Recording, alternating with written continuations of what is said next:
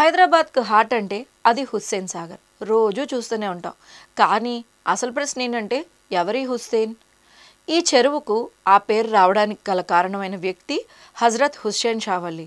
1563లో గోల్కొండ రాజు అయినటువంటి ఇబ్రహీం కులీ కుతుబ్ షా ప్రజల దాహం తీర్చడానికి ఓ భారీ చెరువు తవ్వించాలని నిర్ణయించాడు. ఆ నిర్మాణ పనులన్నీ చూసుకున్న వ్యక్తి ఎవరో కాదు, హుస్సేన్ షావల్లి. ఆయన సేవలను చూసి ప్రజలు ప్రేమగా ఈ చెరువుకు హుస్సేన్ సాగర్ అని పిలవడం మొదలుపెట్టారు. ఇంకా ఆసక్తికరమైన విషయం ఏంటంటే రాజు మొదట ఆ చెరువుకు ఇబ్రహీం సాగర్ అని పేరు పెట్టాలని అనుకున్నారట. కానీ ప్రజలు హుస్సేన్ షావల్లికి ఇచ్చిన గౌరవం చూసి ఆ పేరును ఫిక్స్ చేశారట. ఆ తర్వాత ఆయన ఇబ్రహీంపట్నంలో మరో చెరువును తవ్వించి దానికి ఇబ్రహీం సాగర్ అనే పేరు పెట్టారు.